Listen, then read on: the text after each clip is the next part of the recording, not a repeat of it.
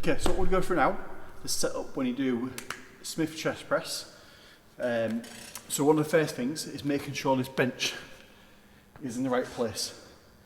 So when you get on here, guys, one, you need to make sure this bar is in line with your sternum.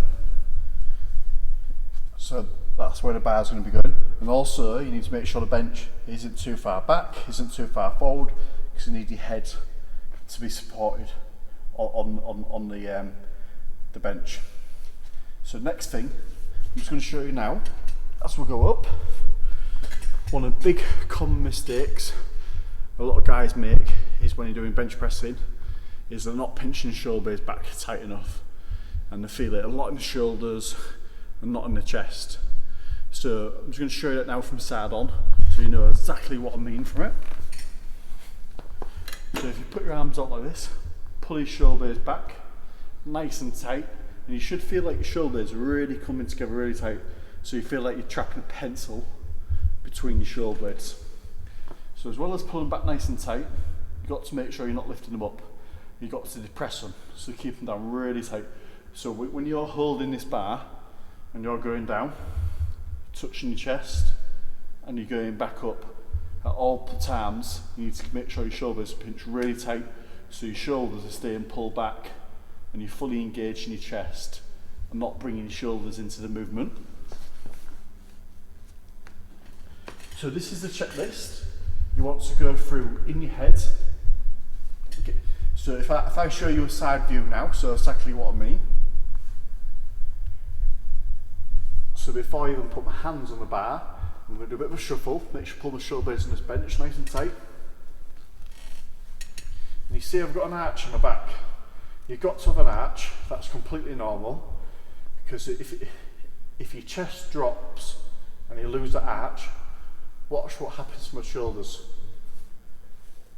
My chest is black, nice and flat, my chest is collapsed, my shoulders are protracted forwards, and now you're going to start feeling all that tension on your shoulders, and you're not going to start feeling it in your chest and fully isolate your chest fully. So you've got to always think in your head, big chest.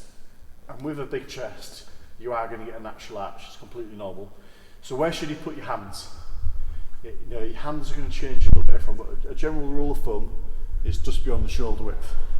But imagine these bars come all the way down to your chest now, and then your arms should be at 90 degrees.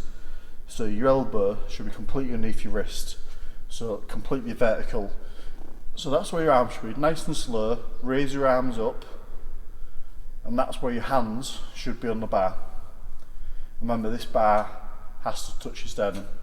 So now I'm nice and tight on my back, you can lift off,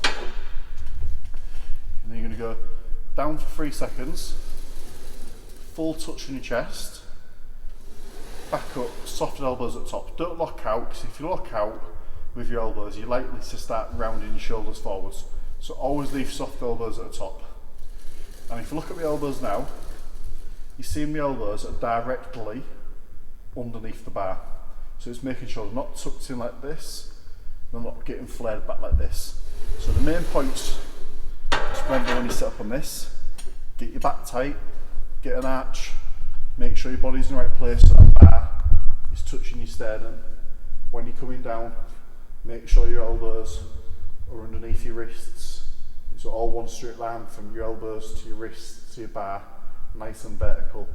Always keep your chest big when you're pressing up, because if your chest claps, you can lose your arch, your shoulders are going to roll, and you're not fully isolating your chest. So that there, guys, that's how you set up for when you do the Smith chest press.